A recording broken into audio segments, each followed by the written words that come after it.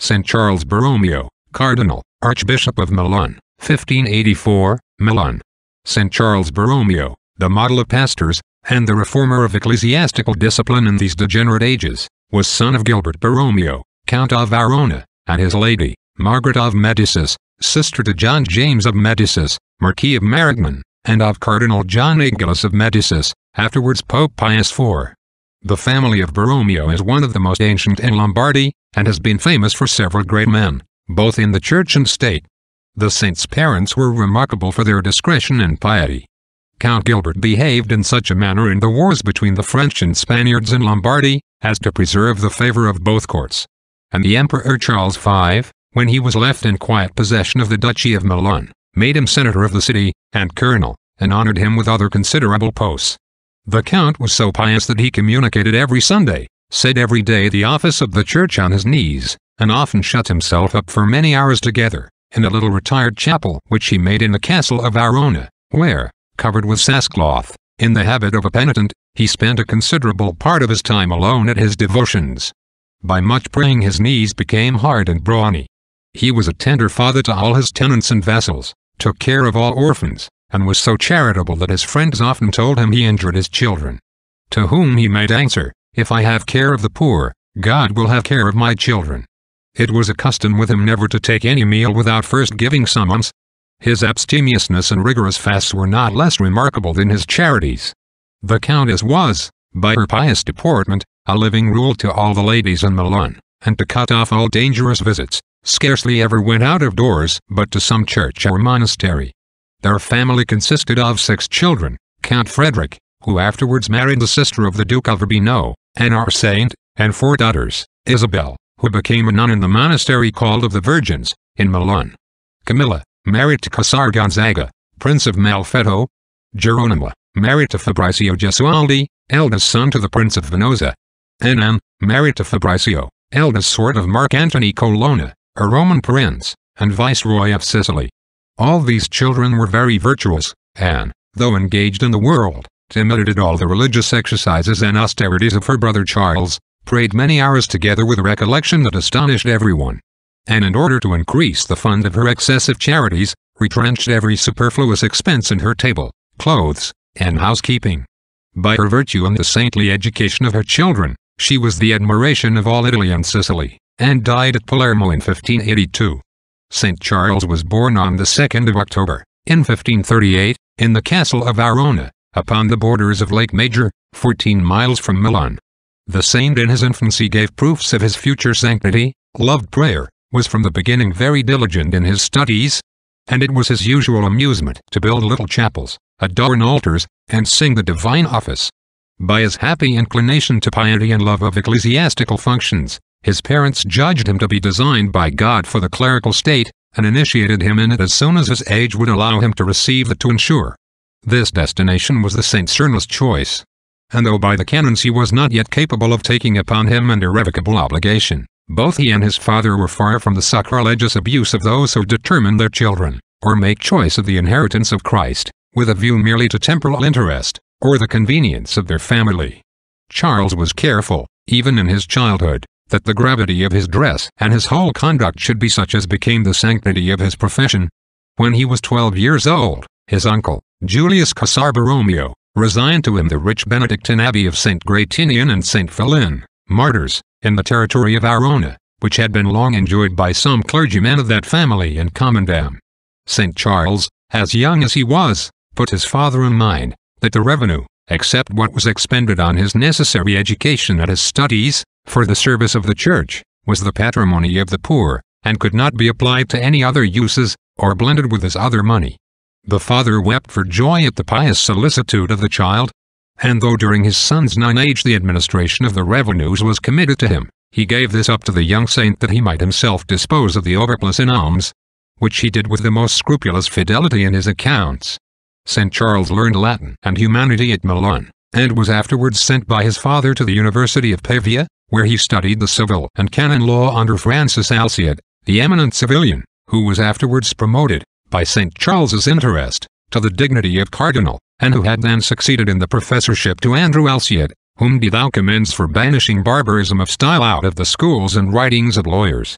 In a judicious course of the canon law, the articles of our holy faith and the condemnation of heresies are expounded, and often a fuller resolution of practical cases, and of Christian duties, enforced, not only from the canons, but also from scriptures, tradition, and the law of nature or reason, than is found in courses of moral theology. And this study, which presupposes some acquaintance with the civil or imperial law, is of great importance for the care of souls, especially in the chief pastors. St. Charles, though on account of an impediment in his speech, and his love of silence, was by some esteemed slow, yet by the soundness of his judgment, and a diligent application, made good progress in it. And the prudence, piety, and strictness of his conduct rendered him a model of the youth in the university, and proof against evil company, and all other dangers which he watchfully shunned. Such was the corruption of that place that several snares were laid for his virtue. But prayer and retirement were his arms against all assaults, and the grace of God carried him through difficulties which seemed almost insurmountable. He communicated every 8 days, after the example of his father, and shunned all connections or visits which could interrupt his regular exercises, or hours of retirement, yet was he very obliging to all who desired to speak to him. His father's death brought him to Milan in 1558, but when he had settled the affairs of his family with surprising prudence and address, he went back to Pavia, and after completing his studies took the degree of doctor in the laws towards the end of the year of 1559. A little before this, his uncle, the Cardinal of Medicis, resigned to him another abbey and priory. But the saint made no addition to his private expenses, so that the poor were the only gainers by this increase of his fortune. It was only with a view to the foundation of a college at Pavia that he accepted these benefices. When he had taken the degree of doctor he returned to Milan, where he soon after received news that his uncle, the Cardinal of Medicis, by whom he was tenderly beloved, was chosen Pope on the 25th of December, in 1559, in the conclave held after the death of Paul IV. The new Pope being a patrician of Milan, that city made extraordinary rejoicings, and complimented his two nephews in the most pompous and solemn manner. St. Charles gave no signs of joy on the occasion, but only persuaded his brother Frederick to go with him to confession and communion, which they did. Count Frederick went to Rome to compliment his holiness, but St. Charles stayed at Milan, living in the same manner he did before, till his uncle sent for him, and on the last day of the same year created him Cardinal, and on the 8th of February following nominated him Archbishop of Milan, when he was in the 23rd year of his age. The Pope, however, detained him at Rome, placed him at the head of the Consultor Council, with power to sign in his name all requests, and entrusted him with the entire administration of the ecclesiastical state. St. Charles endeavored as much as possible to decline these posts, and absolutely refused the Camerlingate, the second and most lucrative dignity in the Roman court. But after he was made priest, he accepted the office of Grand Penitentiary, wherein he was to labor for God and the people.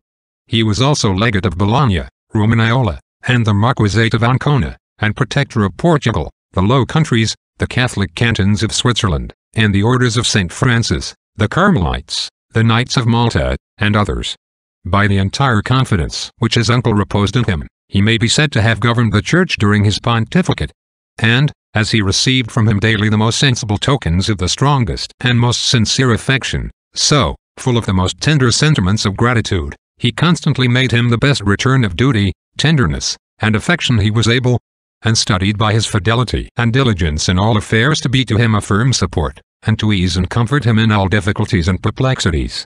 The sole end which he proposed to himself in all his actions and undertakings was the glory of God, and the good of his Church, and nothing was more admirable in him than his perfect disinterestedness, and the little regard he had for the most pressing human considerations.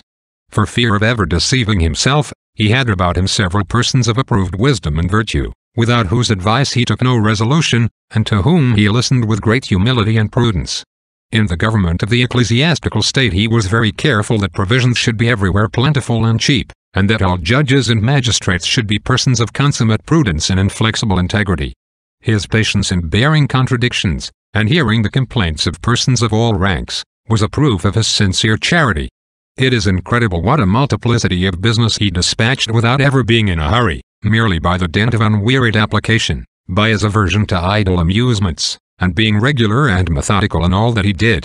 He always found time, in the first place, for his devotions and sacred studies, and for conversing with himself by reflection and pious reading. He read also some of the ancient Stoic philosophers, and reaped much benefit from the Enchiridae and other Epictetus, as he frequently expressed.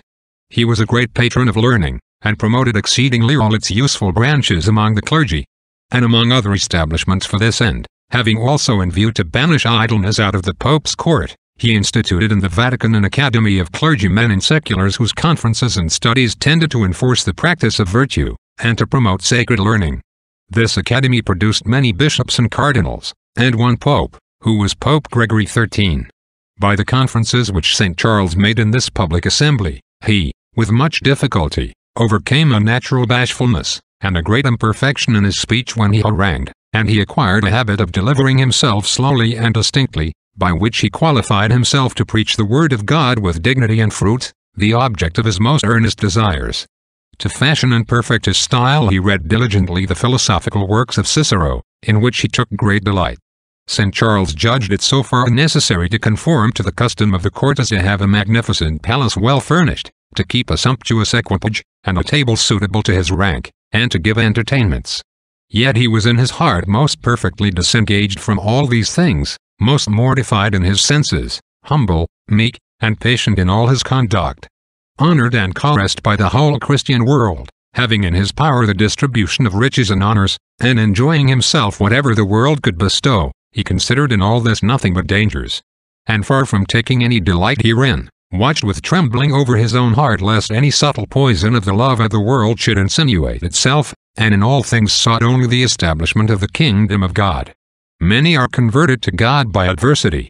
But St. Charles, in the softest gale of prosperity, by taking a near view of the emptiness, and arming himself against the snares of the world, became every day more and more disentangled from it, and more an inhabitant of heaven. He sighed after the liberty of the saints, and trembled at the sight both of the dangers, and of the obligations of his situation.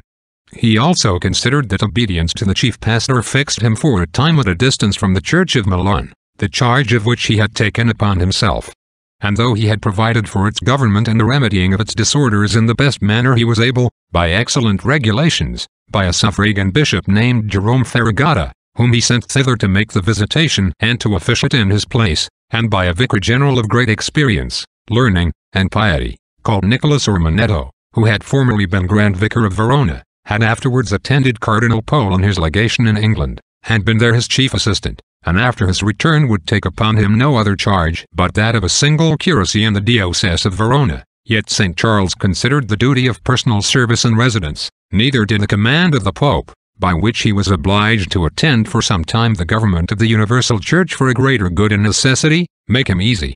It happened that Bartholomew de Martyribus, the most pious and learned Archbishop of Braga, came from Trent to Rome to wait upon His Holiness. To him as to a faithful servant of God, enlightened by him, and best able to direct others in perplexing circumstances, the saint opened his heart, in the manner following: "For this long time I have begged of God, with all the earnestness I am able, to enlighten me with regard to the state in which I live. You see my condition. You know what it is to be a pope's nephew, and a nephew most tenderly beloved by him, nor are you ignorant what it is to live in the court of Rome. The dangers which encompass me are infinite. I see a great number, and there are a great many more which I do not discern. What then ought I to do, young as I am, and without experience, and having no part or ingredient of virtue but through the divine grace, and earnest desire of obtaining it?" The holy Cardinal proceeded to explain his difficulties and fears. Then added, "God has inspired me with a vehement ardor for penance, and an earnest desire to prefer His fear and my salvation to all things, and I have some thoughts of breaking my bonds, and retiring into some monastery, there to live as if there were only God and myself and the world." This he said with an amiable sincerity which charmed the director, who, after a short pause, cleared all his doubts, assuring him by solid reasons, that he ought not to quit his hold of the helm which God put into his hands for the necessary and most important service of the universal church, his uncle being very old, but that he ought to contrive means to attend his own church as soon as God should open him a way to it. St. Charles rising up embraced him, and said God had sent him thither for his sake, and that his words had removed a heavy weight from his heart. And he begged that God, who by his grace had shown him the station in which it was his will that he should labor in his service, would vouchsafe to support him in it by his divine grace. The Chrysostoms, the Austins, and the Gregories trembled at the charge of one soul, a burden which would appear dreadful even to angels. He who does not tremble is undone by his presumption. This fear makes the pastor humble, solicitous, always watchful, and earnest in prayer. But this distrust of himself is no longer humility, but abjection and pusillanimity, if it weaken the necessary confidence he ought to have in God, when called to undertake anything for his glory. He chooses the weak and the things that are not, to confound and beat down the wise and the strong. I can do all things in him who strengthens me, said the apostle. In the same sentiment St. Charles spared not himself, but humbly having continual recourse to God, did wonders for the advancement of his honor. In November, 1562, the saint's elder and only brother was carried off in the bloom of life and the most flourishing fortune, by a sudden fever.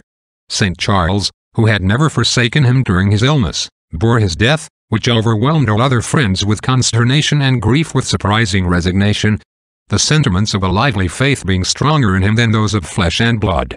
In profound recollection he adored the decrees of Providence, and was penetrated more seriously than ever with a sense of eternity, and of the instability of human things. All his friends, and the Pope himself, pressed him to resign his ecclesiastical dignities, and marry to support his family. But more effectually to rid himself of their solicitations, he made more haste to engage himself in orders, and was ordained priest before the end of that year.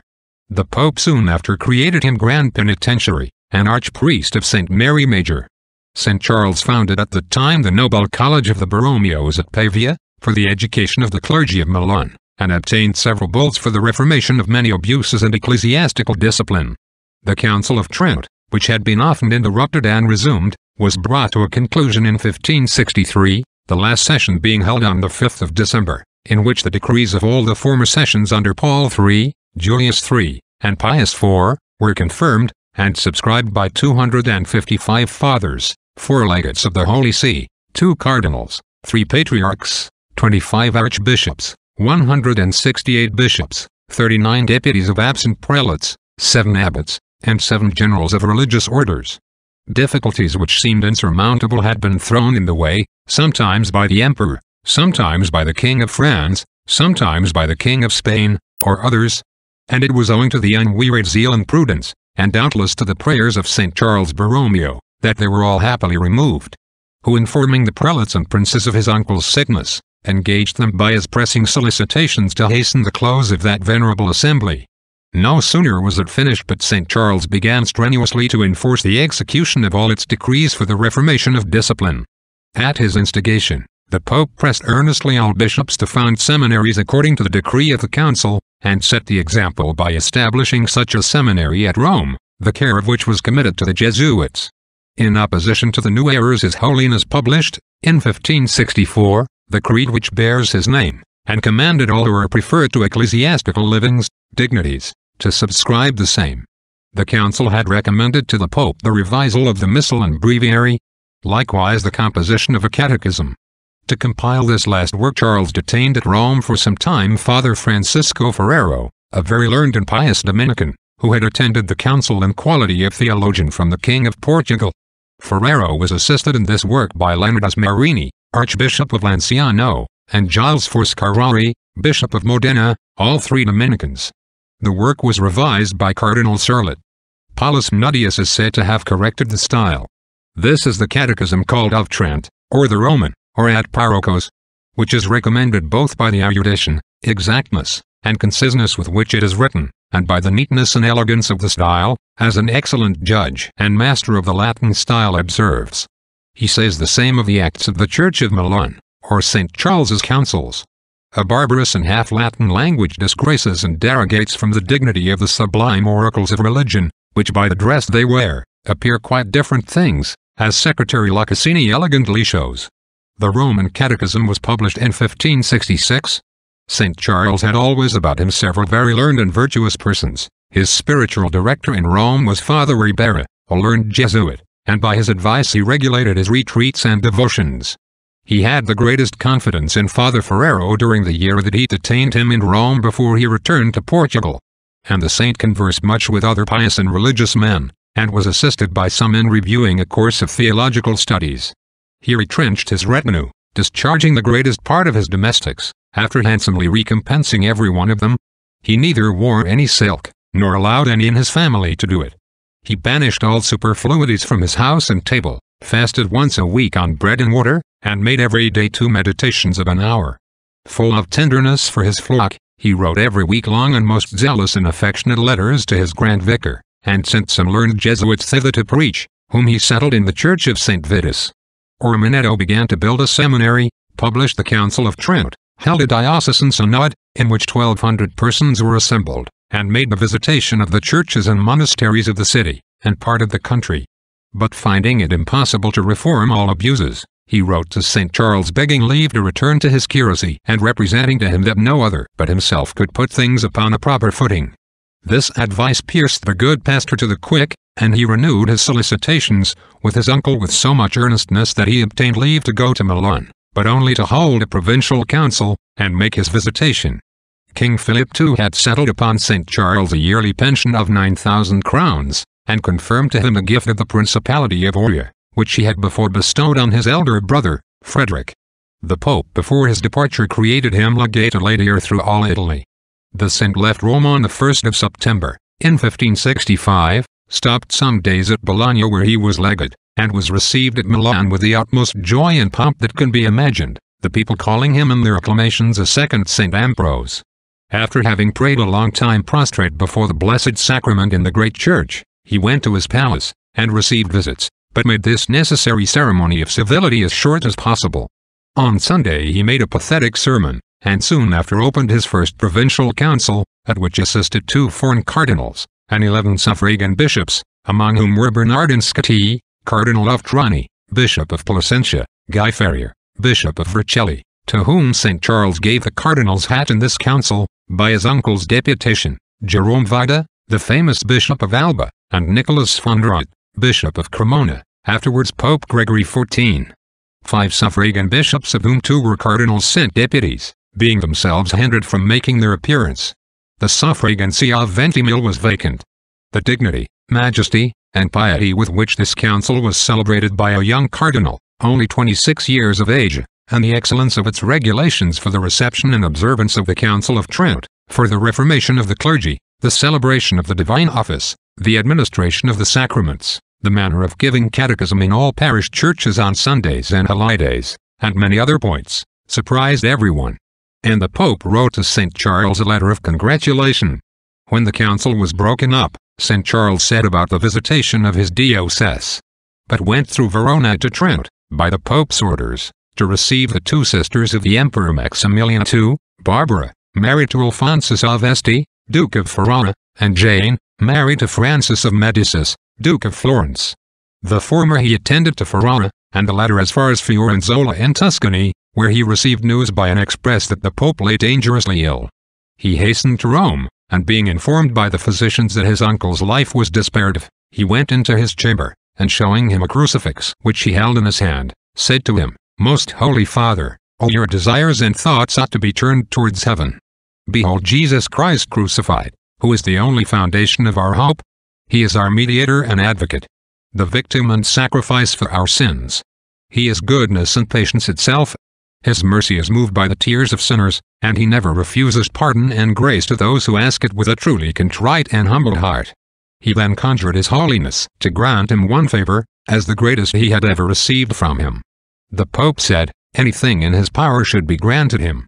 "The favor which I most earnestly beg," said the saint, "is, that as you have but a very short time to live, you lay aside all worldly business and thoughts, and employ your strength and all your powers in thinking on your salvation, and in preparing yourself to the best of your power for your last passage." His Holiness received this tender advice with great comfort, and the Cardinal gave strict orders that no one should speak to the Pope upon any other subject. He continued by his uncle's bedside to his last breath, never ceasing to dispose him for death by all the pious practices and sentiments which his charity could suggest, and administering himself the viaticum and extreme unction. Pope Pius IV was also assisted in his last moments by St. Philip Neri, and died on the 10th of December, in 1565, being 66 years and 9 months old, and having sat 6 years wanting 16 days. His last words as he expired were, "Lord, now lettest thou thy servant depart in peace." In the conclave, in which St. Charles had much the greatest sway, Our saint's conduct was such as convinced his colleagues that he had nothing but the glory of God and the good of the Church at heart, and that the most subtle passions which so often blind men in their views, and insinuate themselves into their actions, had no place in his heart. At first he had thoughts of preferring Cardinal Milan, whose moderation, zeal, and experience had recommended him at Trent, or the most pious Cardinal Surlet. But finding obstacles raised, he concurred strenuously to the promotion of St. Pius V, though he was a creature of the Carafas, and consequently seemed no friend to his uncle and his family. The saint in his letter to Cardinal Henry of Portugal, giving an account of this election, says, that entering into the conclave, he had looked upon it as his principal duty and care to watch over himself with great circumspection, had examined narrowly his heart for fear of being seduced by any personal affection or interest which might have any secret influence, and in fact the purity of his views and intention. St. Pius V, who was chosen on the 7th of January, in 1566, did all in his power to engage St. Charles to stay at Rome, and accept the same employments which he had enjoyed under his predecessor. But the holy Archbishop feared that even to resign his church without having remedied the disorders which had taken root in it, would have been to abandon it, and pressed his return to his people with such zeal that the Pope, after having taken his advice for several days, dismissed him with his blessing. St. Charles arrived at Milan in April, 1566, and went vigorously to work for the reformation of his diocese. He began by the regulation of his own family, considering that the task would be easier when all he could prescribe to others was already practiced at home. He labored, in the first place, for the most perfect sanctification of his own soul, the episcopal character being a state of the greatest perfection and sanctity, and was most severe towards himself. The austerities which he practiced amidst the incredible fatigues of his apostolic life seem almost excessive. His fasts were at first moderate, that he might inure his body by degrees to greater severities, but for a long time he continued every week to increase them out of an earnest desire of practicing every means of advancing in the path of Christian perfection. Yet his austerities were discreet, and even at the end of his life his strength seemed never to fail him for his functions. It seemed to redouble through his zeal when extraordinary fatigues presented themselves, so that he never sunk under any burden. To exclude the imperfection of secretly seeking his own will in his austerities, which he said was to corrupt our penance, he treated his body with an entire indifference, and ate either wheat, or black bread, or chestnuts, and drank either clear, dirty, or snow water, such as he met with when he came. For several years before his death he fasted every day on bread and water, Sundays and holidays only excepted, on which he took with his bread some pulse, herbs, or apples, but never touched any flesh, fish, eggs, or wine, nor would he allow the water he drank to have been warmed. Inland he abstained even from bread, and lived on dried figs and boiled beans. In Holy Week his food was only a small bitter sort of peas which he ate raw. The whole year he never ate oftener than once a day. From a violent cold and long sickness which he had contracted whilst he was a student at Pavia, in the 20th year of his age, he was for many years troubled with phlegm, which caused frequent disorders in his health, and which no remedies could cure, till, by this excessive abstemiousness, it was perfectly removed. Whence it became a proverb to call a long and rigorous abstinence the remedy of Cardinal Borromeo. The Archbishop of Valencia, in Spain, and Father Louis of Granada, for whom the saint had the highest esteem, both wrote to him in the strongest manner, insisting that such excessive rigours were incompatible with the labours of the episcopal charge. St. Charles answered the former, that he found the contrary by experience, and that, as to the fatigues of the ministry, a bishop must look upon it as the greatest happiness that could befall him if he lost his life in serving his church, for which Christ died. Therefore he ought not too nicely to spare himself in the discharge of his functions. To Father Granada the saint answered, that the Chrysostoms, the Spiridians, the Basils, and many other bishops of very extensive sees, lived in the practice of perpetual watchings and fasts, yet many of them arrived at a very advanced age. Pope Gregory XIII commanded him by a brief to moderate his austerities. The saint received this order after he had passed into the last week without any other food than dried figs, and, in compliance, mitigated some little of his intended rigours in Holy Week. He wrote to His Holiness, declaring his readiness to obey, but assuring him that he found by experience that a spare diet was conducive to his health. Whereupon the Pope left him to his discretion, and the same rigid life he continued to his death. St. Charles constantly wore a rough hair shirt, took very little rest, and before great festivals passed the whole night and watching. When others advised him to allow more to the necessity of nature, he used to say, his uncle, John James of Medicis, a famous captain, and many other generals only slept a short time in a chair in the night, and ought not a bishop who was engaged in a warfare against hell, said he, to do as much? The saint only slept sitting in a chair, or lying down upon a rough bed in his clothes, till, at the earnest request of the bishops of his province, he consented to alter this custom. From which time he lay on a bed of straw, having for his pillow a sack filled with straw, without any other covering than a poor counterpane stuffed with straw, and 2 coarse sheets laid on a straw bed. His patience in bearing cold and all other hardships he carried to a like excess. When one would have had a bed aired for him, he said with a smile, the best way not to find the bed cold is to go colder to bed than the bed is. The Bishop of Asti, in his funeral oration, said of him, out of his revenues he expended nothing for his own use except what was necessary for buying a little bread and water for his diet, and straw for his bed. When I attended him in making a visitation in the Valle Misolcina, a very cold country, I found him studying in the night in a single black tattered old gown. I entreated him, if he would not perish with cold, to put on some better garment. He answered me smiling, what will you say if I have no other? The robes which I am obliged to wear in a day belong to the dignity of Cardinal, but this garment is my own and I will have no other, either for winter or summer. Out of the most scrupulous love of purity he would never suffer any servant to see his arm, or a foot, or any other part of his body that was usually covered, bare. Neither would he speak to any woman, not even to his pious aunt, or sisters, or any nun, but in sight at least of 2 persons, and in as few words as possible. Seeing one of his chaplains drink once out of meals, he severely chid them, saying, it is better to suffer thirst than to gratify sensuality. His austerities are not mentioned as imitable, yet ought to excite all to the constant practice of some mortification, in order to keep the senses in due subjection, and to make our lives a constant martyrdom of penance. But the essential mortification is that of the will and the passions, to which this exterior is a great help. How eminently St. Charles excelled herein appears by his humility, meanness, and entire disengagement from all earthly things. So deeply was he grounded in the knowledge and contempt of himself, that the highest honors which he enjoyed under his uncle made no impression upon his mind. He regarded them as burdens, and declined all except those which he was obliged to accept for the good of the Church and the salvation of souls. In his undertakings he never suffered anything to be ascribed to himself but faults. At Milan he removed out of his palace the fine sculptures, paintings, and hangings, and especially the arms of his family, which some had put up before his arrival, nor would he suffer his name, or the arms of his family, but only those of his bishopric, to be set up upon any edifices which he raised. Under his robes he wore a very poor garment which he called his own, and which was so mean, and usually so old and ragged, that once a beggar refused to accept of it. His servants he chiefly employed in other affairs, but did everything for himself that he could, and it was his delight even to serve others, though he did this in such a manner as never to do anything unbecoming his dignity, being sensible what he owed to his rank. The least shadow of praise or flattery was most hateful to him. All supernatural favors and interior graces and consolations which he received in prayer, he was most careful to conceal. And he had a little cell in the garrets of his palace at a distance from the chambers of others, to which he often retired. He never spoke of his own actions unless to ask advice or to condemn himself. It was an extreme pleasure to him to converse with, and to catechize the poor, which he did among the poor inhabitants of the wildest mountains.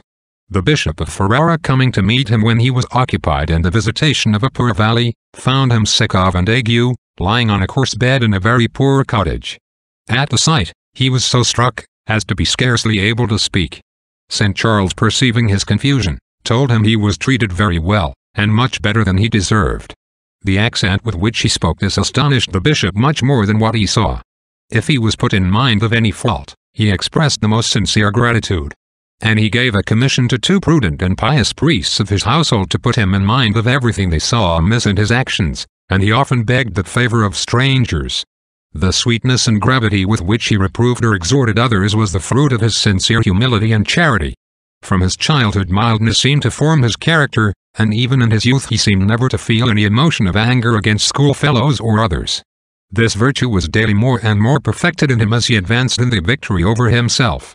the most atrocious injuries, even accusations sent to the King of Spain against him, and the blackest actions of ingratitude never discomposed his mind, and defamatory libels published against him he burned without reading them, or inquiring after the authors.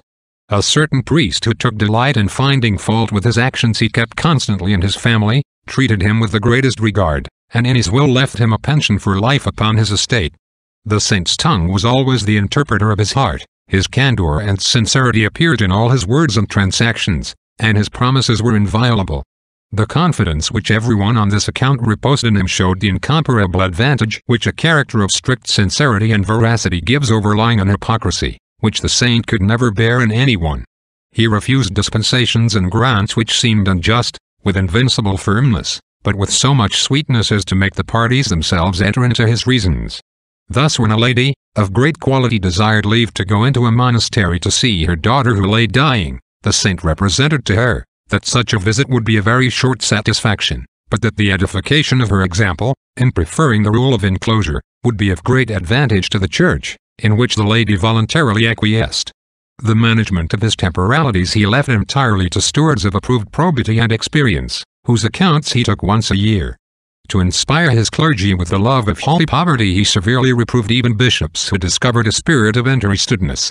And he used to repeat to them the prayer of St. Austin, who often begged of God that he would take from his heart the love of riches, which strangely withdraws a man from the love of God, and aliens his affections from spiritual exercises. Certainly nothing can be baser in a minister of the altar, or more unworthy, and more contrary to his character than that foul passion.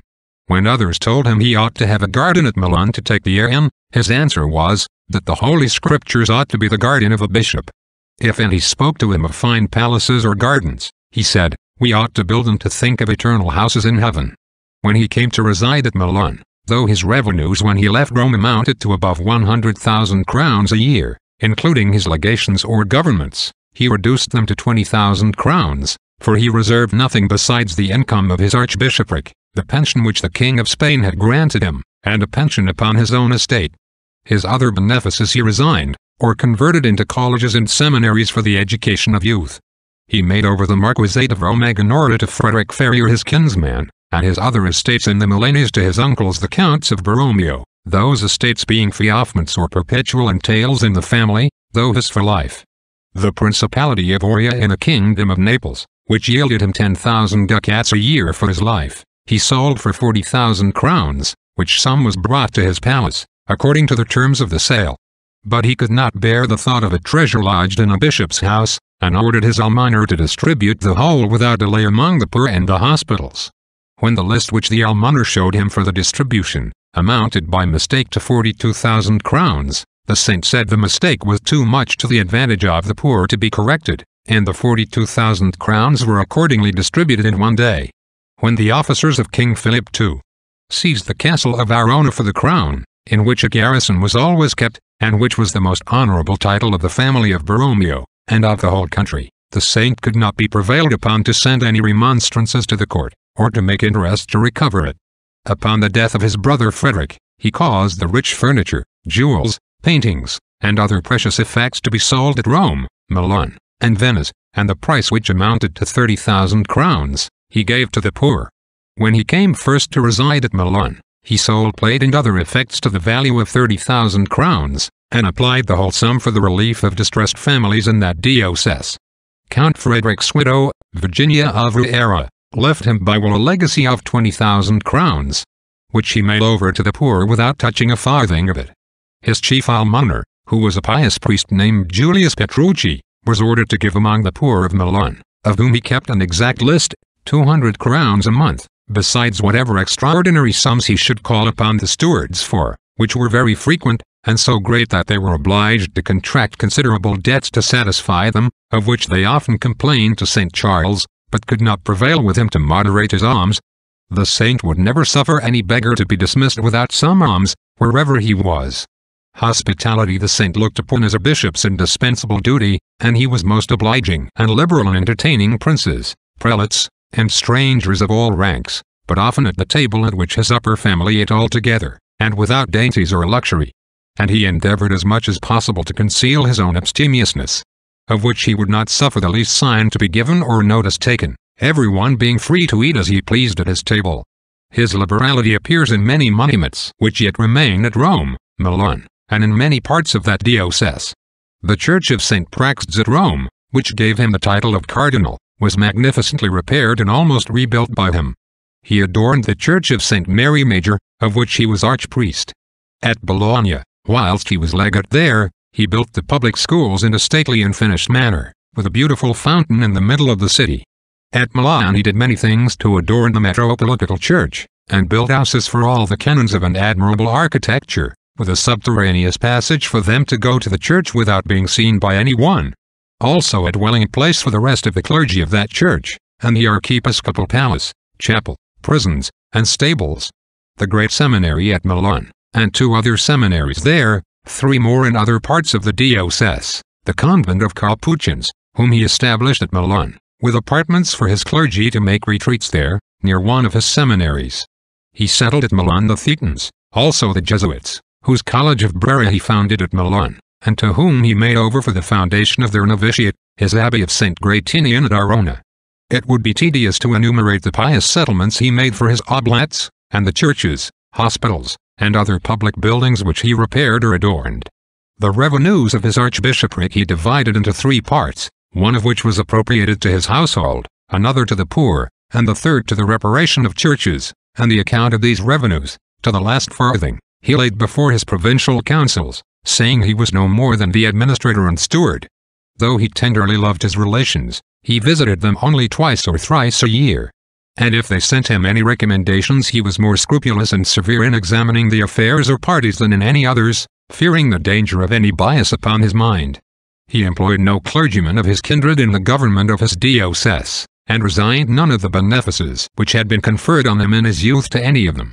He indeed educated his cousin German Frederick Borromeo in the college he had founded in Pavia, and he became one of the greatest ornaments of the church. The saint expressed always a particular joy when he found any opportunity of serving his enemies, or of returning good for evil. This watchfulness over his heart against all inordinate affections made him also watchful in his words, in which he was very sparing, and careful never to say anything superfluous.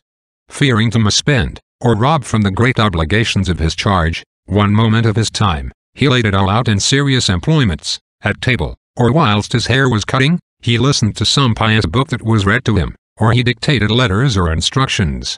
When he fasted on bread and water, and dined in private, he ate and read at the same time, and on his knees when the book was the Holy Scripture. And, at the same time, his cheeks were often watered abundantly with his tears. After dinner he gave audience to his country vicars and curates, instead of conversing. In his journeys he always either prayed or studied on the road, and in the regular distribution of his time allowed himself none for recreation, finding in the different employments of his charge both corporal exercise and relaxation of the mind sufficient for maintaining the vigor of the mind and health of body. He said, that a bishop ought never to take a walk either alone or with others. Certain persons telling him, that a very experienced and pious director said, a person not generally to allow himself 7 hours for rest every night, he said bishops must be excepted from that rule.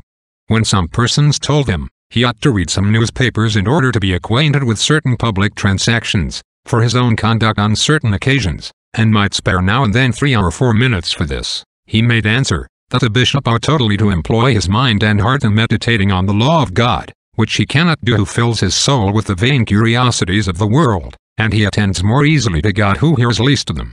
To make recreations an employ, or to give to them any considerable time, or to indulge in eagerness or passion after hearing news is a vicious and vain curiosity, sloth and dissipation of mind, most pernicious to the spirit of devotion, and particularly contrary to the gravity and sanctity of a clerical state. Motives of charity to ourselves or others may sanctify some small degree of such amusements or actions, which St. Charles's great dignity and authority allowed him the happy liberty of entirely retrenching, and practicing in the world a virtue no less severe than that of the most austere penitential religious order. It was a rule, which he inviolably observed, to go every morning to confession, before he said Mass, and to make a spiritual retreat twice every year, in each of which he made a general confession for the time since his last spiritual exercises. After employing many hours on his knees in astonishing sentiments of compunction, he accused himself of the least failings and omissions with abundance of tears.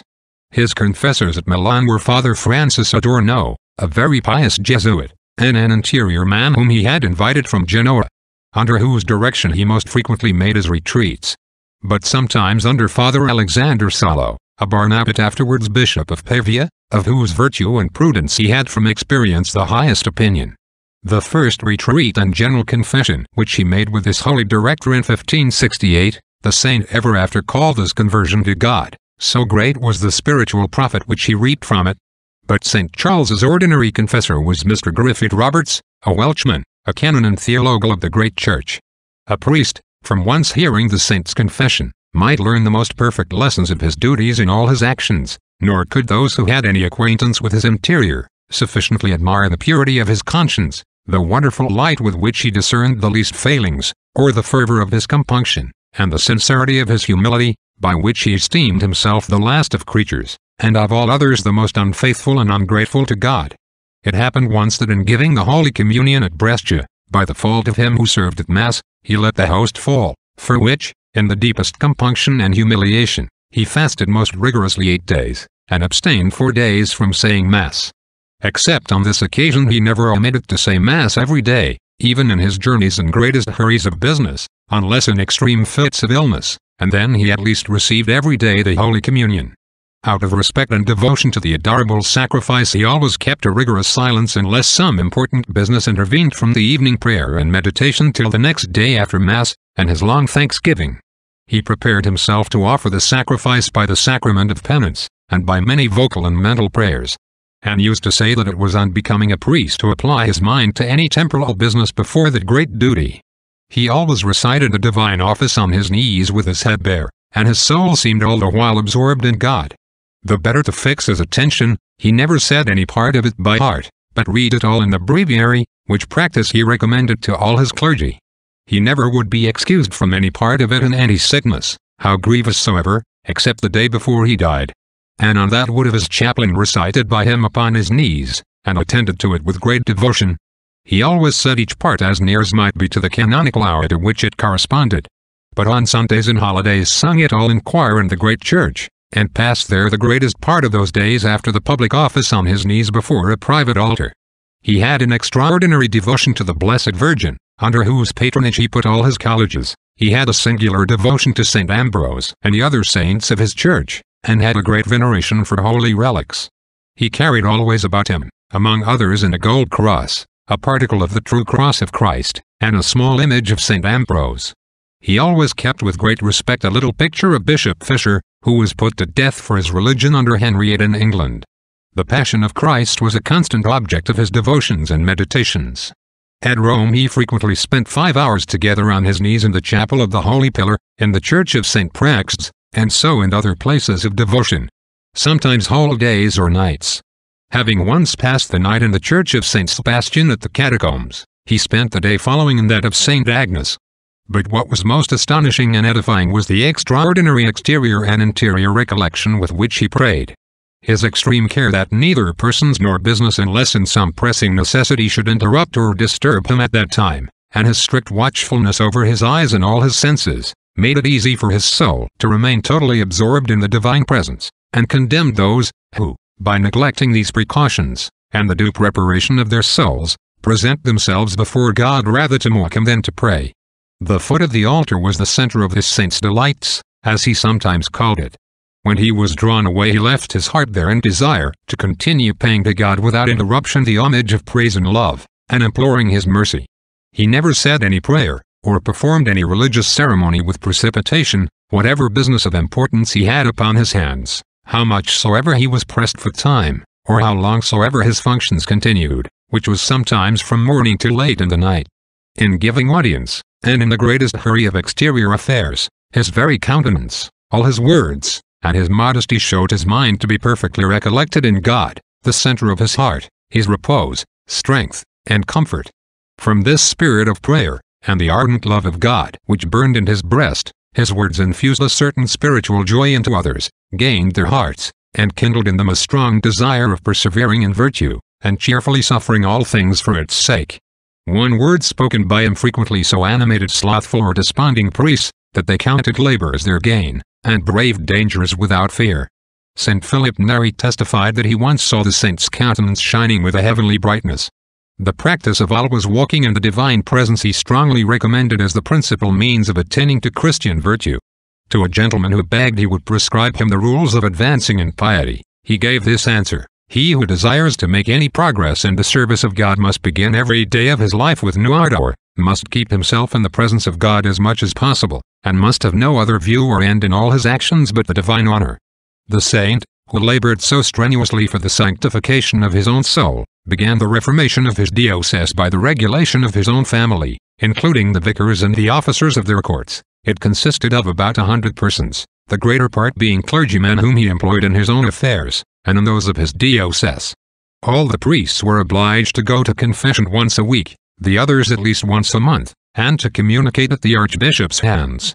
The priests said Mass every day, all assisted every day at regular prayers at night and morning, meditations, and pious reading, abstained from flesh on Wednesdays, and all Advent, fasted many vigils besides those of precept, and on fast days had no regular collation, but those that called for it were allowed to take 1.5 ounces of bread. No person in his family was ever to expect any benefice from him. So much did he dread the danger of simony stealing into anyone's intention in serving him. When one of them had obtained a small benefice from his grand vicar, St. Charles discharged him, though he had a good opinion of his learning and virtue, and afterwards recommended him to another bishop. All were allowed handsome salaries, and were strictly forbidden to receive presents from anyone. Idleness was banished his house, and those who at any time were not employed, were obliged to read the lives of saints or other pious books.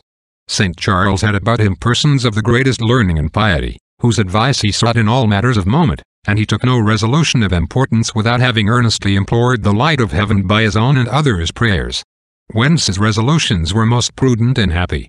His household was a most regular community, and all dined together in a common refectory. Out of the clergy that composed his family, 12 became eminent bishops, and many were employed by popes in quality of nuncios, and in other great posts in the government of the church.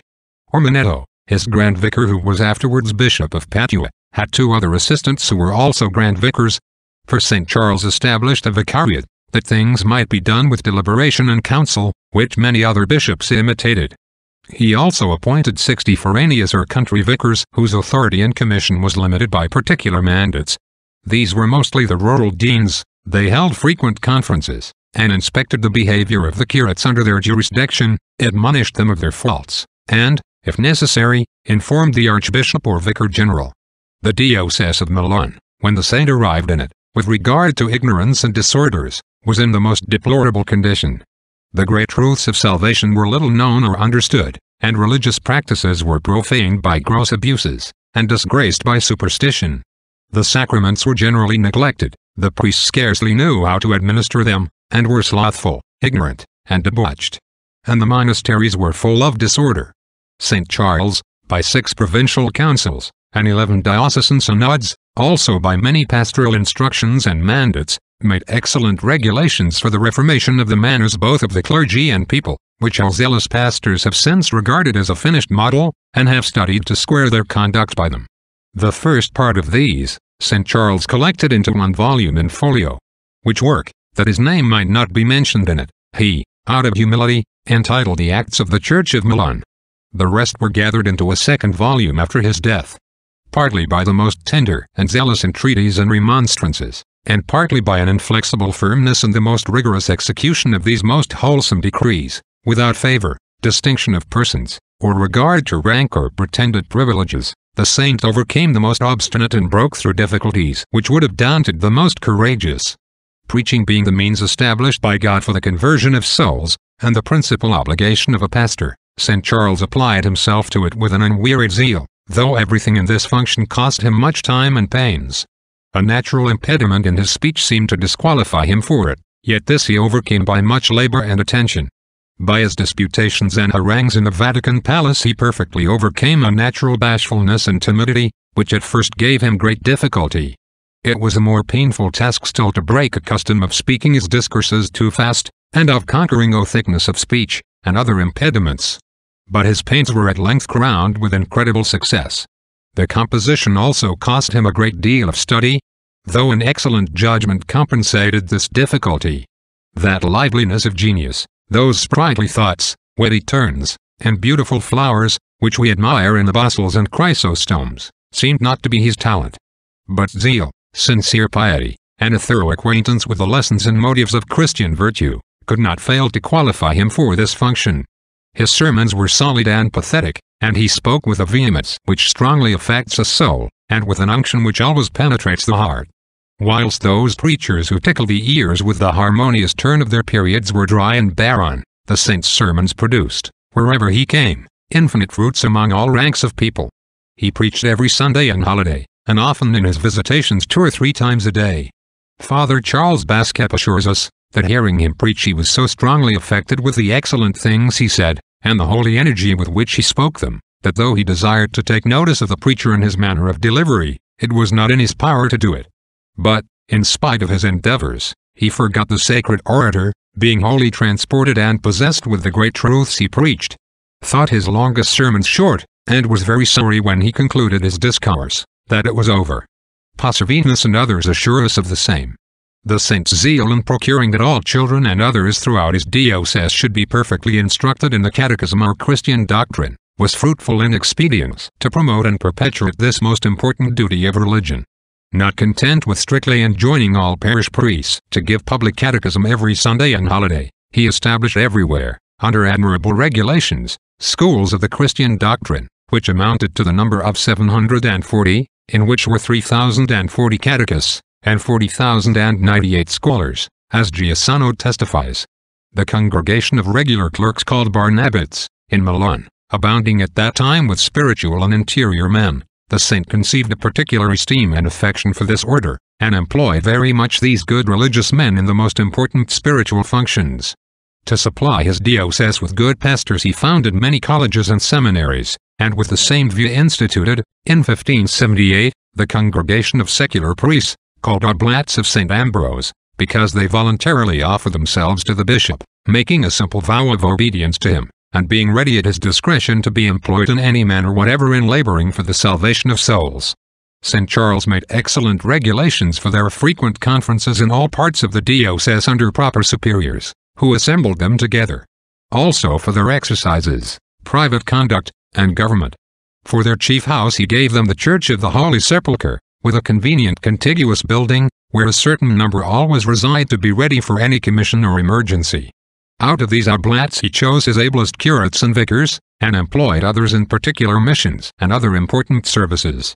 His great seminary, which he had first committed to the care of the Jesuits, he took from them with their free consent, and put it in the hands of the oblates.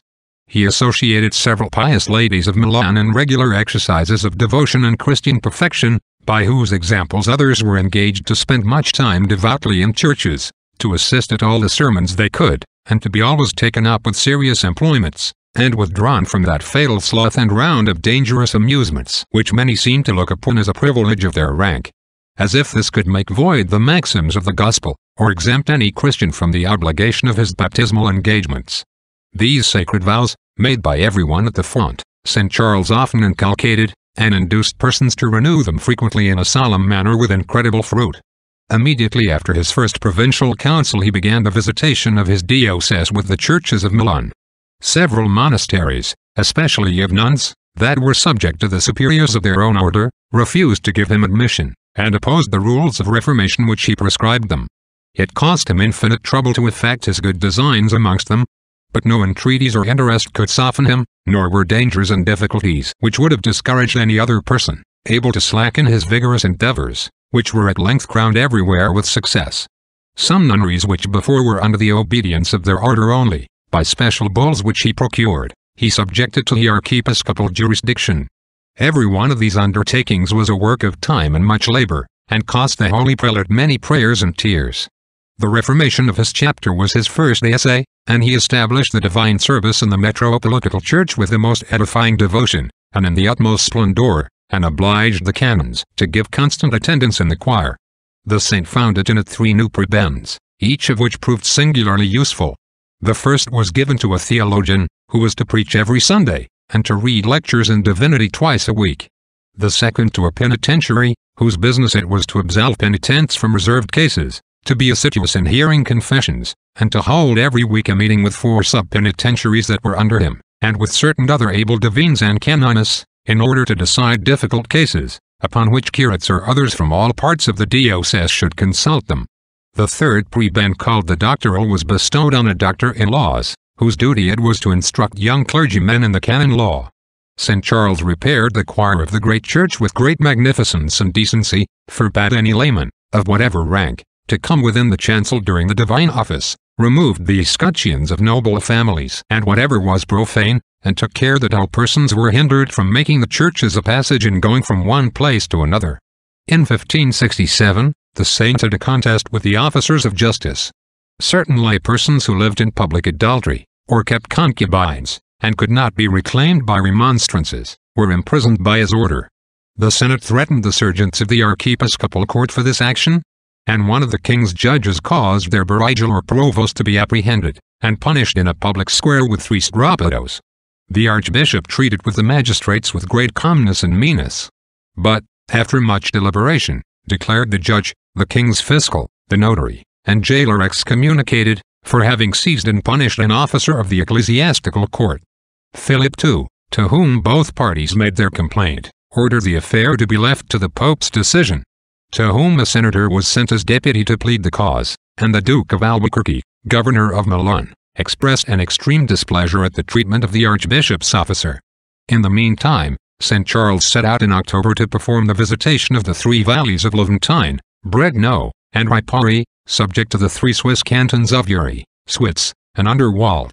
For the See of Milan is extended in the Alps, as far as Mount St. Gaudens. Not to give umbrage to the temporal sovereigns, he entreated each to send a deputy to accompany him through their territories, which they did in a very obliging manner. These valleys had been, as it were, abandoned by former archbishops, were full of disorders, and the priests there were more corrupt than the laity. The saint travelled through snows and torrents, and over rocks which were almost inaccessible, having iron spikes on his shoes to climb them, and suffering with joy, cold, hunger, thirst, and continual weariness. He preached and catechized everywhere, displaced the ignorant and scandalous priests, and put in their room others endowed with learning, zeal, and piety, who were capable of restoring the faith and morals of the people to their original purity. In some corners of his diocese the Zwinglian heresy had got footing. To them he made his way through incredible difficulties, reconciled many to the church, and settled all this northern part of his diocese in very good order. His method of making his visitation was as follows. He always travelled on horseback or on foot, had never more than 6 horses with him, and every one carried his own little necessaries on his own horse before him. He had no mules, but was followed by a horse loaded with a sack full of books. He called at no houses of noblemen or gentlemen, and lodged in those of the curates, how mean soever they were, often lying himself on some table, and yielding the beds to those that attended him. At dinner he would only allow a pottage, some fruit, and 1 dish of meat to be served up, though he never touched the meat himself, and in the last years of his life subsisted only on bread and water which he took privately in his chamber, and did not make his appearance at table.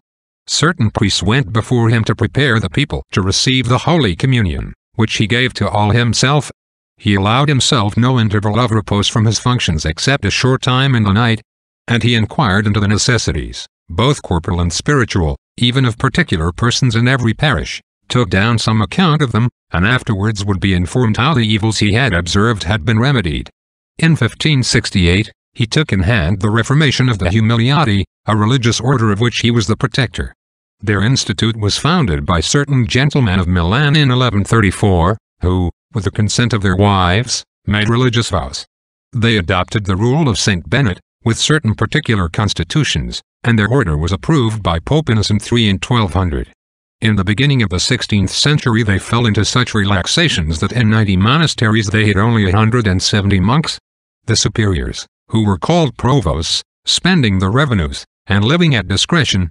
St. Charles procured 2 briefs from the Pope, by which he was empowered to ordain and execute what he thought necessary for their reformation. And he published regulations for that purpose in a general chapter of the order which he assembled at Cremona. The monks received them willingly, but the provosts and lay brothers obstinately refused to submit to them. Our saint also assembled the Franciscans called conventuals, in their convent at Milan, and published decrees for the reformation of certain abuses among them, for which he was authorized by Pope Pius V. Upon hearing his new regulations, some of the friars got up, and, by their outrageous clamours and running to the bells, raised a furious uproar, threatening the cardinal himself if he proceeded. He therefore calmly withdrew for the present, but afterwards carried every point into execution, and united their several branches into one body. In many particular commissions of popes to reform abuses in distant cities or in religious bodies, he showed such prudence and disinterested piety and zeal as to seem rather an angel than a man. In 1568 he held a diocesan synod. His method was first to inform himself of the necessities of every part of his diocese by previous assemblies of 60 country vicars. The synod continued 3 days, in which he published several regulations, and preached to the curates twice every day, whom he always wonderfully inflamed with sincere piety, disinterested zeal, and ardent charity. In 1569 he assembled his second provincial council, and obliged a bishop of his province, who was a cardinal, and excused himself upon various pretenses, to assist at it.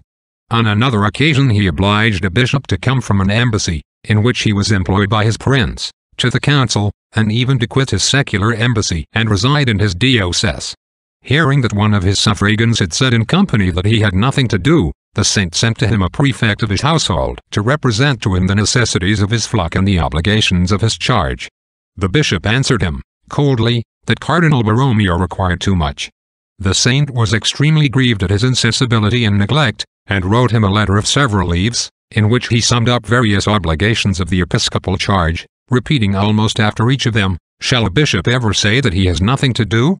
Hearing a cardinal, who was bishop of a small diocese, say it was too little to require constant residence, he found himself pierced to the quick, and strongly represented to his colleague that such is the price of one soul, as to deserve the residence and whole time of the greatest man in the world. The tranquillity which St. Charles had for some time enjoyed, stirred up the malice of the enemy of souls, and the storms which were formerly raised against the saint were renewed with greater fury than ever, upon the following occasion. The collegiate church of St. Mary de la Scala saw call from the foundress, Beatrice de la Scala, wife of Barnabe Visconti, Lord of Milan, enjoyed great privileges and exemptions, which had been obtained from the apostolic see by Francis Sforza II, Duke of Milan, a munificent benefactor. The conduct of some of these canons not being conformable to their state, St. Charles consulted able Cardinalis at Milan, and the Pope himself, who all answered him that he had a right, in quality of Archbishop, to make the visitation of this church, and, in case of misdemeanors, to proceed against any of the clergy belonging to it. The Archbishop therefore went to the church in solemnity to make a canonical visitation, but was thrust from the door by the canons, and the cross which was carried before him, and which, in the tumult, he had taken into his own hands, was shot at. One of their party caused a bell to be rung, then declared that the Archbishop had incurred suspension and other censures for having violated the privileges of their church. The Grand Vicar upon the spot pronounced a sentence of excommunication against the authors of this insult, which the Archbishop confirmed the next day in the great church, after having spent a long time in prayer at the foot of the altar. Most of the king's judges and the Senate warmly espoused the cause of these canons, and sent the most virulent invectives against the Archbishop to the King of Spain, accusing him of ambition and high treason in invading the king's rights, this church being under the royal patronage. The governor of Milan wrote to Pope Pius V in the strongest terms, threatening to banish the cardinal as a traitor. The Pope answered him, that nothing could be more glorious to the cardinal than to suffer banishment and death in the faithful discharge of his duty, and in laboring to exterminate vice and abuses from the sanctuary, and that the devil had stirred up this persecution to hinder the good effect of the Archbishop's zealous endeavors and unright intentions. Nevertheless, His Holiness was very reserved in declaring in favor of the cardinal, and it is incredible how virulent and outrageous his enemies at Milan were in their invectives. The saint never spoke of any of them but with regard and tenderness, and in justifying his conduct to the Pope and King of Spain, discovered his charity towards his persecutors. All this time he ceased not to pray and weep for them, and to beg of God that no resentment might find place in his heart. At length the king wrote to the governor, ordering him to repeal an edict which he had published injurious to the ecclesiastical jurisdiction, and to support the Archbishop, saying he was much obliged to him for the trouble he took for the reformation of the canons of Scala, which undertaking he begged he would accomplish. Hereupon the governor was reconciled to the saint, and the provost of the canons, who had been the least guilty, begged and received absolution from his censures. The canons persisted some time obstinate, but at length submitted, and were absolved by the saint. The Pope insisted that the most guilty persons, who had shot at the cross, should be punished in an exemplary manner. But by many earnest solicitations the saint at length obtained their pardon. Before this affair was concluded by the king's letter to the governor, an attempt was made upon the life of the saint, whose preservation was owing to a visible miracle. The Humiliati, amongst whom St. Charles had established a reform, employed the interest of princes and every other means to prevail upon the Pope to annul the regulations which our saint had made for their order, but in vain. In the rage of their despair, 3 provosts of that order entered into a diabolical conspiracy to murder the Archbishop, and drew some others into the plot. To such excessive frenzy and malice do passions which are not restrained, lead men. A priest of the same order, named La Farina, engaged for a sum of money to execute this horrid design, imagining that the suspicion would rather fall upon some of the king's officers who were then at variance with the prelate. On the 26th of October, 1569, the villain found means to post himself at the door of the chapel in the Archbishop's palace, whilst the prelate with his family was at his devotions, which lasted an hour every evening, from 6 to 7 o'clock.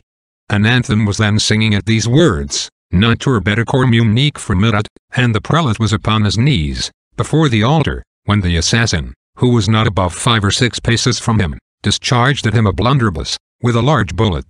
At the report the music ceased, and everyone got up in the utmost consternation. But the saint, without stirring from his place, made them a sign to kneel down again, and finished his prayer with the same sweetness and tranquility in his countenance as if nothing had happened. This gave the murderer an opportunity of escaping.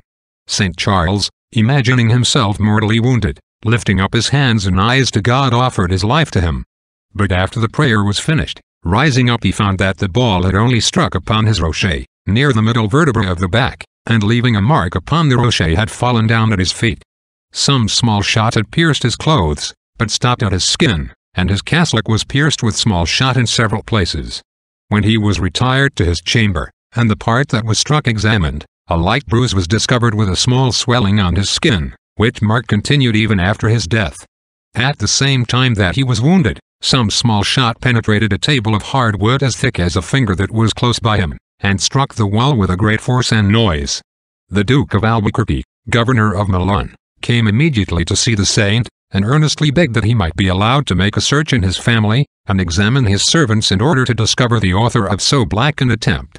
But to this St. Charles would never consent. After a solemn thanksgiving to God in a procession, he shut himself up for some days in the Chartreuse of Cardinal, to consecrate his life anew to God. The world knew not which to call the greater miracle, his serenity of mind under such an accident, or his wonderful preservation, by which all pastors were taught not to fear the world in the discharge of their pastoral duties. St. Charles's rochet became a proverb in Italy for a thing impenetrable. It is preserved at the Chartreuse at Bordeaux, and the ball in the Church of the Oblates at Milan. Some of the Humiliati discovered enough to St. Charles for him to trace the crime to its authors. But he never disclosed it, and always answered with simplicity that so many had taken offense at his regulations, that it was not possible to know who carried their resentment so far. Certain words which some persons of that order let fall, gave suspicions to the public, so that they were examined, and the 4 authors convicted. They all confessed the crime with marks of sincere repentance. 2 provosts who were of noble families were beheaded. The 3rd provost and the assassin were hanged, though St. Charles did everything in his power that their lives might be spared, and took care of their relations. The punishment of a 5th, who was only condemned to the galleys, was mitigated, to content the saint in some measure, and he was confined for some time in a monastery, and afterwards set at liberty. In execration of this crime Pope Pius V abolished the order of the Humiliati, applying their revenues to other pious uses, notwithstanding the intercession which St. Charles made in their favor. It never appeared more clearly than under these dangers and persecutions, how much this great saint was beloved by his people, and reverenced by princes and the whole church. Nor did it seem possible that an Ignatius or a Chrysostom could love their flocks with a more tender and ardent affection than St. Charles did the people of his diocese, for whose sake all labors and dangers were sweet, and he looked upon it as nothing to lay down his life to procure them the least spiritual advantage, as the whole tenor of his conduct showed. Before the execution of the assassins he returned to 3 valleys of his diocese situated in the Alps, and took that opportunity of paying a visit to the states of each of the Catholic cantons, whose breasts he by his exhortations warmed with an ardent love of virtue and zeal against all disorders which are a scandal to religion. The harvest having failed in 1569, The country was afflicted the following year with great scarcity, under which calamity St. Charles, by his care and immense charities, procured abundant supplies for the relief of the poor throughout his whole diocese. That year he assisted the Duke of Albuquerque at his death, and at length succeeded in almost abolishing the disorders of the carnival or Shrovetide, and turning the attention of the people to religious processions, prayer, and compunction at that season. To extirpate the custom of profaning the holy name of God, or sentences of the Holy Scripture, the saint armed himself with all his zeal, and had recourse to various pious institutions. Upon the death of St. Pius V in 1572, St. Charles concurred strenuously to the election of Cardinal Buoncampagno, who took the name of Pope Gregory XIII, is famous for the institution of many colleges for the propagation of the faith, and surpassed, if possible, his two predecessors in his esteem of our saint, whom he detained some time at Rome to take his advice. And he appointed him apostolic visitor of the dioceses of all his suffragans. In 1575, St. Charles went to Rome with the most edifying devotion to gain the Jubilee, and in the following year, opened it at Milan. With all his zeal, he was not able to hinder the exhibition of profane diversions of tilts and tournaments that very year. Whilst the people were taken up in them, he clearly foretold the plague which broke out before they were over. The news of this calamity reached the saint at Lodi, whither he was gone to assist the bishop of that see at his death, as it was his custom to do towards all his suffragans. The governor fled to Vigevano, and all the rest of the nobility left the town. St. Charles made haste thither, visited the pest house whither the infected were sent by the magistrates, and provided both the sick and the poor with every succor spiritual and corporal. According to his custom in all difficulties, he consulted his vicars and canonists, whether he was obliged to remain with the infected, or to withdraw to some other part of his diocese. They answered him with warm solicitations in the negative, entreating him not to expose his life, which was at that time of infinite importance, both to the sick and to those parts of his diocese which were not visited with that calamity.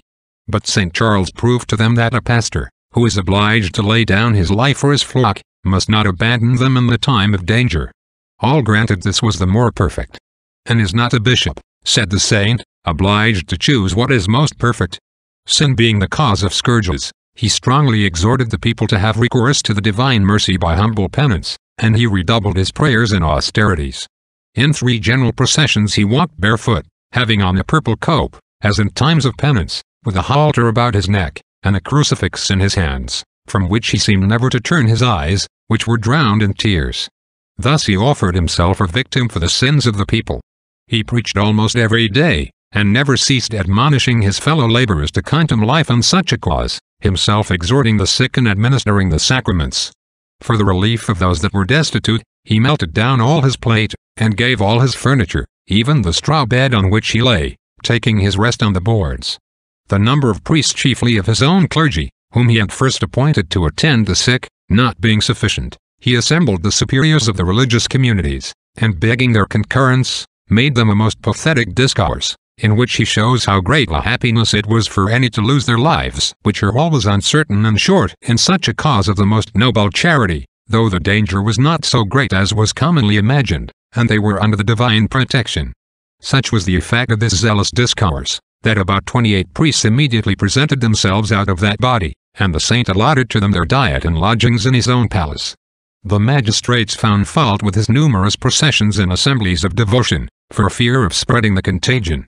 The saint justified his conduct by the example of Saint Gregory, Saint Mamertus, and other great prelates, alleged, that all human remedies failing, it was more necessary to have recourse to those which are divine, and assured them that those devotions, far from increasing, would remove the calamity. Which seemed a prophecy, for though 80 died in the procession which Saint Gregory made, no one caught the infection in those of St. Charles, nor any one of those that attended him in his visits of the sick. Only 2 of his family died, who never went to the infected houses.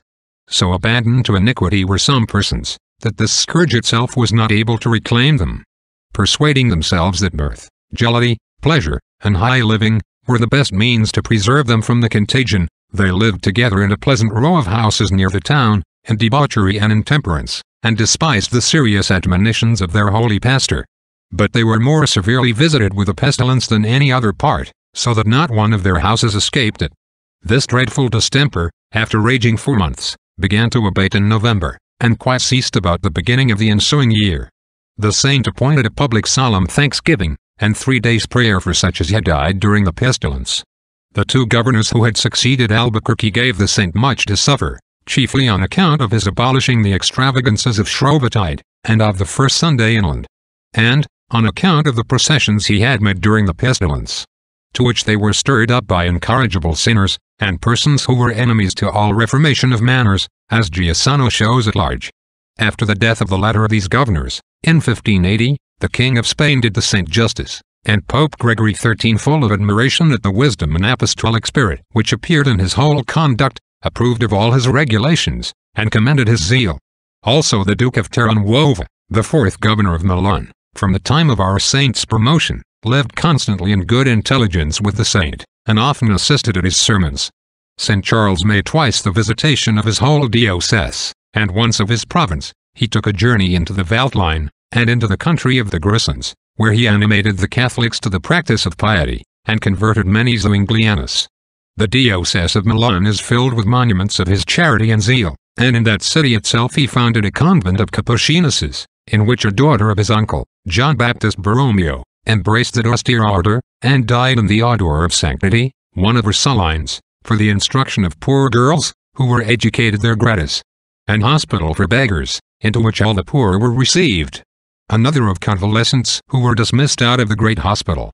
After he had established the College of the Jesuits at Milan, in which grammar, philosophy, and theology are taught, he committed a college which he founded for the Switzers, his 6 seminaries, 3 in the city, and 3 in other parts of his diocese, and all the other houses which he instituted, to the care of his oblates, except the house at Pavia, which he gave to the regular clerks of Samascia, so called from a place of that name between Bergamo and Milan, where their founder, Saint Jerome Emiliani, a nobleman of Venice, established their chief seminary. Though the saint preferred public and general duties, as preaching, to those which regarded only private persons, yet he spent much time in the direction of particulars, in which his prudence was most remarkable. He was very severe in examining and much upon his guard in believing visions and ecstasies, especially in women, whose imagination is easily susceptible of impressions. On such occasions he recommended the practice of humility and solid virtues. When a young woman in Milan, who was one of those who, making a vow of chastity, are called devotes, in Italy Beats, was much spoken of on account of extraordinary favors which it was pretended she had received from God. Though Father Adorno, who examined her, judged them real, the saint would not be prevailed upon by any entreaties so much as to go to see her, but ordered her to be shut up in a nunnery, sufficiently testifying that he looked upon the whole as an illusion, as was made manifest some time after the saint's death. He was no less strict in the scrutiny of miracles and relics, and exploded all those that were not authentic, but visited other holy relics with singular devotion, and translated and adorned the shrines of many saints. It was to him, as he often expressed, a singular pleasure to assist dying persons. In 1583, hearing the Duke of Savoy had fallen sick at Vercelli, and was given over by his physicians, he posted thither, and found him, as it was thought, at the last gasp. The Duke, seeing him come into his chamber, cried out, "I am cured." The saint gave him the Holy Communion the next day, and ordered the 40 hours' prayer for his recovery. The Duke was restored to his health, as he was persuaded by the prayers of St. Charles, and after the saint's death, sent a silver lamp to be hung up at his tomb in memory of this benefit. For close solitude St. Charles sometimes used to make his retreats at Camaldoli and other places.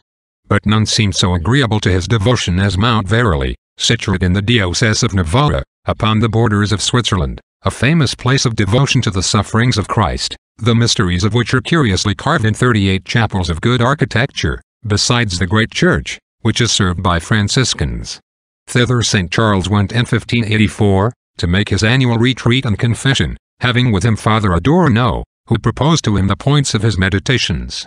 He had before clearly foretold to several persons that he should not remain long with them, and in this retreat redoubled his fervor in his austerities and devotions, and seemed more than ordinarily absorbed in God, and disengaged from his body and all earthly ties. The abundance of his tears obliged him often to stop in saying Mass, and a bishop deposed that he saw his countenance one day at the altar darting a ray of bright light, which seemed to proceed from that interior light which filled his soul, and to be a presage of that glory with which he was going to be crowned. He spent most time in the chapel, called, of the Prayer in the Garden, and in that, of our Redeemer in the sepulchre, endeavoring to put himself in a state of death with him, by a perfect renunciation of all sentiments and thoughts of self-love, and praying that whatever remained in him of the life of Adam, might be entirely destroyed by the death of the Son of God. On the 24th of October, he was taken ill of a tertian ague, but concealed it. On the 26th he had a second fit, and by the order of Father Adorno, abridged the hours of his prayers, had a little straw laid on the boards on which he lay, and took a panado, suffering the bread to be toasted, which he ate with water, but would not use any salt or butter. On the 5th day of his retreat he spent 8 hours on his knees with such fervor and compunction, that he could not be persuaded he had been near so long. After this he made his annual confession, and the next day, it being the 29th of October, he went to Arona, and there alighted at the curate's according to his custom, not at the palace, which had been seized by the governors, but was afterwards restored to him without his solicitations. Having taken a mess of panado he went, though it was night, across the lake to Ascona, to finish the foundation of a college there, though the plague was then in that town. He took a little rest in the boat, and dispatched his business the next morning. He returned by water to Cannabio, though in the fit of the ague. The next day he went to Arona, but it being the eve of All Saints, fasted as usual, except that he took the drugs prescribed him by his physician. His cousin Renatus Borromeo could not induce him to lodge at the castle, but he lay at the Jesuits, and rested well that night, and rose to his prayers at 2 in the morning. After his confession he said Mass at 7. His physicians persuaded him not to set out, that being the day of the return of his ague, and they ordered him to drink a great quantity of tisane. He obeyed them. But the tisane had a contrary effect to what they expected it, being too strong for a constitution accustomed to no other fare than bread and water, or pulse. His tisane and drugs were to him cordials, instead of coolers, and his fever was much increased by them, so that it became from that time continued, and never after left him. On All Souls' Day he arrived at Milan in a litter, called in the ablest physicians, and gave himself up to their direction, which he scrupulously followed in every point. They declared his distemper very dangerous, but the next day, finding his fever much abated, had great hopes of his recovery. The saint gave no signs of joy at this news, and continued his pious exercises, chiefly on the Passion of Christ, sometimes by himself, sometimes with Father Adorno, Father Charles Bascap, and other devout persons. In the next paroxysm of his fever the physicians found the state of his health desperate. He received the news with a surprising serenity, received the viaticum and extreme unction with great devotion, and with these words, Ecce venio, behold I come, expired in the first part of the night between the 3rd and 4th of November.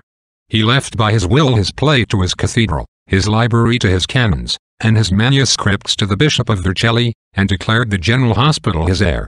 His funeral he ordered to be made as privately as might be, and chose for his burial place a vault near the choir, with this inscription, which remains there to this day, in a small marble stone: Charles, Cardinal of the title of St. Praxedes, Archbishop of Milan, desiring to be recommended to the frequent prayers of the clergy, people, and the devout sects, living, chose for himself this monument. There follows this addition: he lived 46 years, 1 month, and 1 day. Governed this church 24 years, 8 months, 24 days, and died November 4, in 1584. Father Adorno soon after his departure, in a slumber, saw him in great light and glory, and the saint said to him, I am happy. You will soon follow me. This Father Adorno told several friends with great comfort, and once affirmed it publicly in a sermon. He returned to Genoa, his own country, and died there very soon after in the odour of sanctity.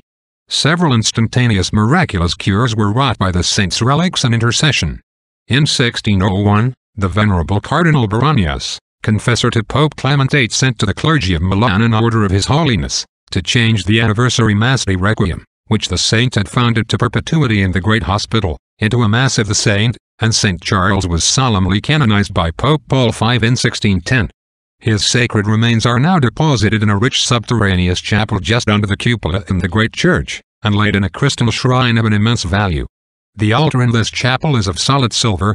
Plates of silver cover the walls of a considerable part of the vault, and a great number of large silver and gold lamps burn there night and day, not to mention the great images and other donaries of gold and silver, with which this chapel is filled by the devotion of many distant princes, cardinals and bishops. Besides the richest vestments and like ornaments, Giussano tells us, that in 8 years the donaries here amounted to above the value of 150,000 crowns of gold. Thus is he honored on earth who despised the whole world for Christ. St. Charles was raised by God to revive an ecclesiastical spirit in the clergy. Priests are called by our blessed Redeemer the salt of the earth. Through them the world is to be seasoned, as it were, with a Christian spirit of perfect humility, meekness, patience, charity, devotion, and contempt of the world. How can they infuse these virtues into others who are themselves unacquainted with this spirit? For this, much more is required than barely to know the names of virtues. To be disengaged from the world, and dead to themselves. To love retirement, and to be always employed in the business of their heavenly Father, is the characteristic of the ministers of the altar. Such were the pastors who formed so many saints. The reformation of the manners of the people depends very much upon that of the clergy. Judgment must begin from the house of God. A clergyman is one separated from the people, as his name and office imply, separated not only in his education and ministry, but, in some degree, in his life and conversation.